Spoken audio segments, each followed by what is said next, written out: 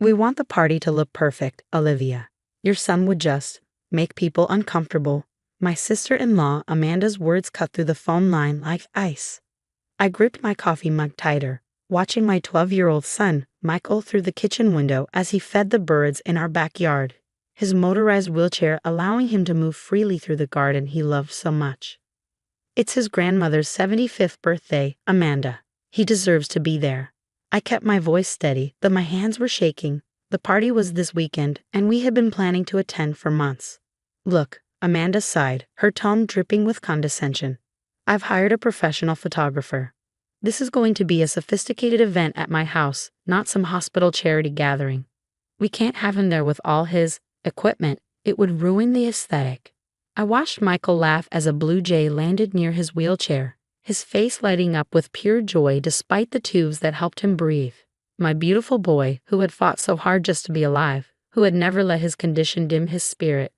His grandmother wants him there, I said firmly. Have you even asked Margaret what she thinks about this? Amanda's laugh was brittle. Mom's not in any condition to make these decisions. The medication has her confused most days. As her primary caregiver, I'm doing what's best for everyone. Send a card with Tom when he comes. My husband, Tom, Amanda's brother, was away on a business trip. How convenient that Amanda had waited until he was gone to make this call. I'll tell Michael his grandmother is too sick for visitors. Amanda continued, her voice sickly sweet. It's better than having him there making everyone uncomfortable. I mean, really, Olivia, you know how people stare. I'm doing you a favor. Before I could respond, I heard shuffling on the other end of the line, followed by a sharp intake of breath. Then, clear as day, Margaret's voice rang out. Amanda Jean Roberts, what did you just say about my grandson? Silence. Then Margaret spoke again, her voice stronger than it had been in months. Give me that phone right now. Mom, you should be resting, Amanda protested, but Margaret wasn't having it. Olivia, are you still there, dear? Yes, Margaret, I'm here.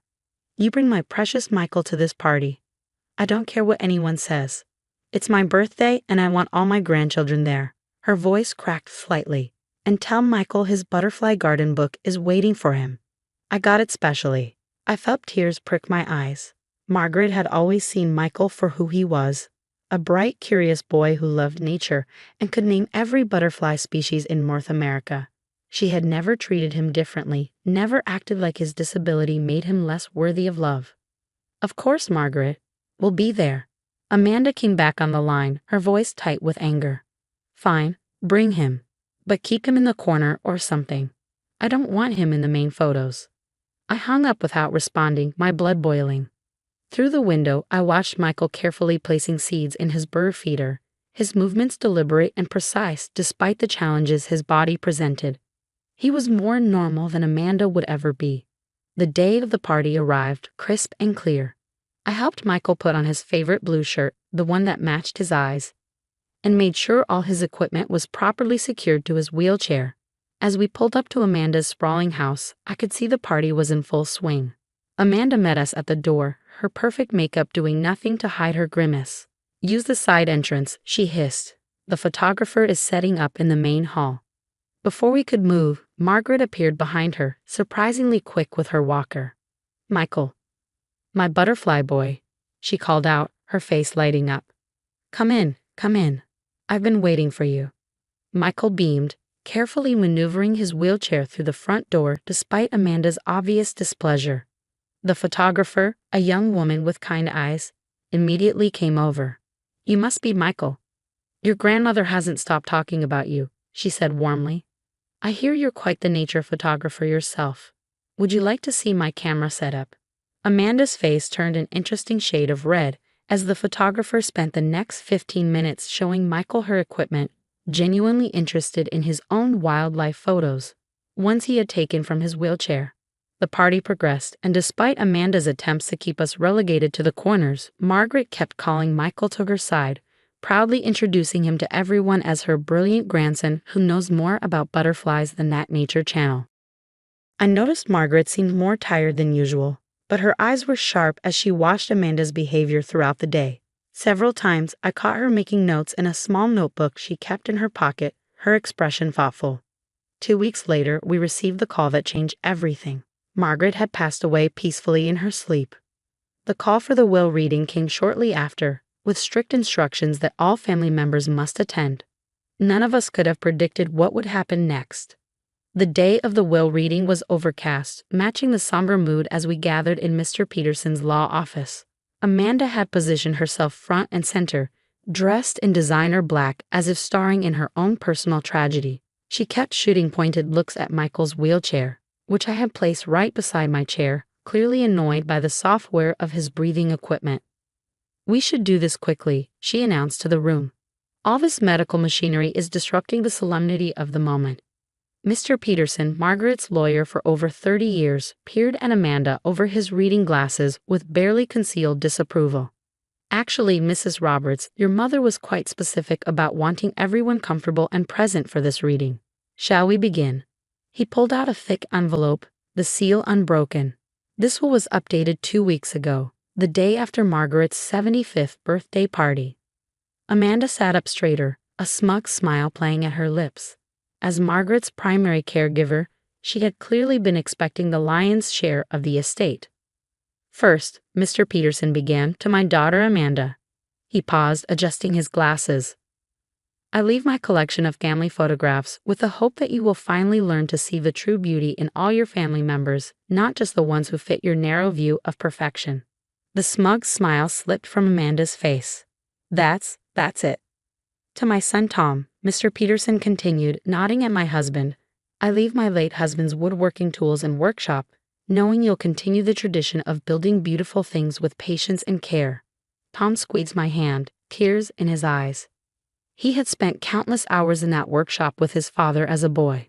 "To my daughter-in-law Olivia," Mr. Peterson looked at me warmly, "I leave my personal library and all its contents, including my collection of rare botanical books. Your gentle spirit and fierce protection of those you love remind me so much of myself." I thought of all the afternoons I had spent with Margaret in that library, discussing books while Michael played nearby.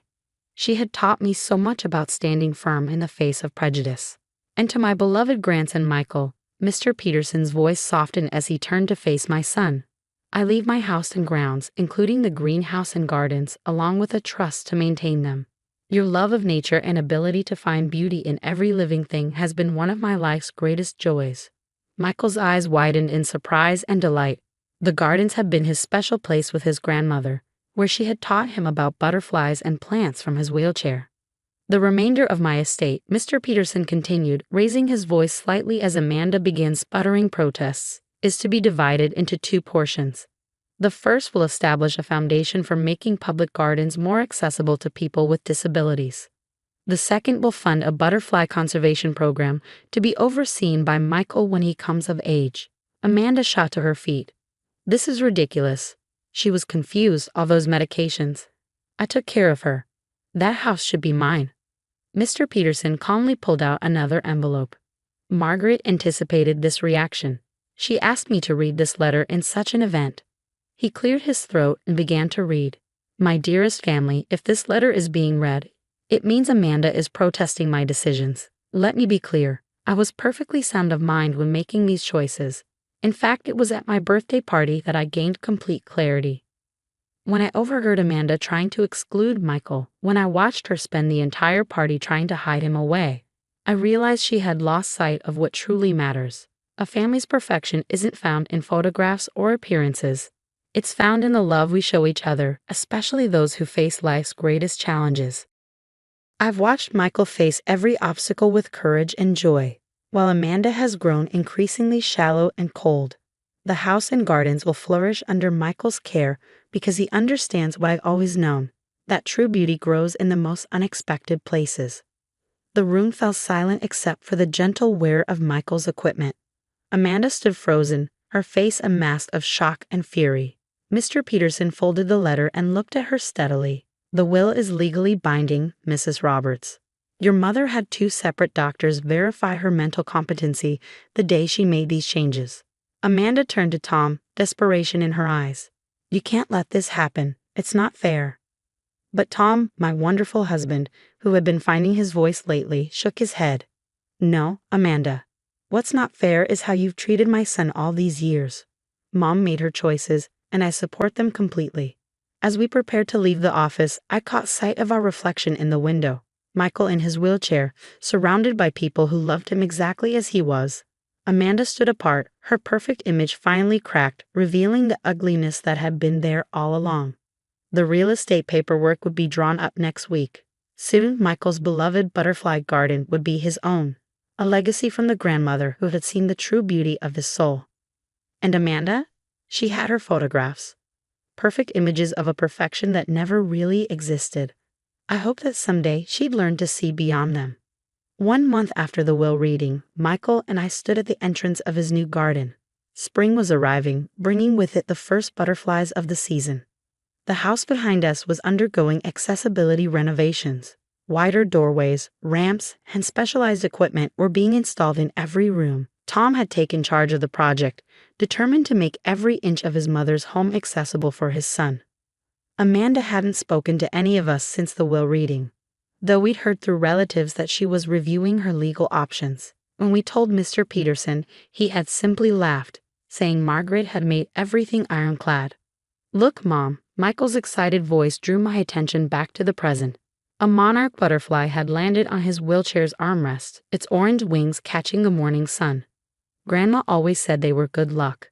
As if to prove his point, more butterflies began arriving, drawn to the flowers Margaret had so carefully chosen and planted over the years. Michael knew every species by sight, rattling off their scientific names with enthusiasm. "Mrs. Mitchell," a voice called from the driveway.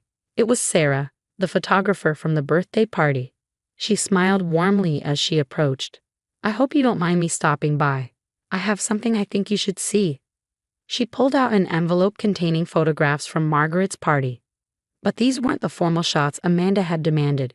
These were candid moments, Margaret and Michael laughing together as they looked at a butterfly book, Michael showing another child how his wheelchair worked, the genuine joy on Margaret's face as she watched her grandson engage with other guests. "Your mother-in-law asked me to take these," Sarah explained. "She said sometimes the most beautiful pictures are the ones that capture real moments, not posed perfection." Tears welled in my eyes as I flipped through the photos. In each one, Michael's medical equipment was visible, but it didn't detract from the beauty of the moments. If anything, it added to their authenticity. "There's something else," Sarah hesitated. "I overheard Mrs. Roberts, Amanda, making some calls that day. She was trying to arrange for Margaret to be moved to a nursing home, claiming she was no longer competent to make decisions." My head snapped up. "What?"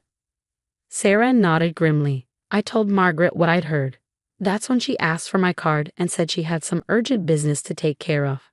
I guess now I know what that business was." The pieces clicked into place. Margaret's sudden will change hadn't just been about the birthday party, she'd been protecting herself and her legacy from Amanda's manipulations. A commotion at the gate interrupted our conversation. Amanda stood there, her designer handbag clutched like a shield, her perfect makeup unable to hide her obvious distress. "I want to talk to Michael," she announced, her voice carrying across the garden. Several butterflies scattered at the sound. I started to object, but Michael touched my arm. "It's okay, Mom. This is my home now. I can handle this." Amanda approached, her high heels sinking slightly into the soft garden path. She stopped a few feet from Michael's wheelchair, clearly uncomfortable. "I've been thinking," she said, not quite meeting his eyes. "Perhaps we could share the house. I could help manage things, make sure everything looks appropriate. You mean make sure I stay out of sight?" Michael's voice was calm, wise beyond his years.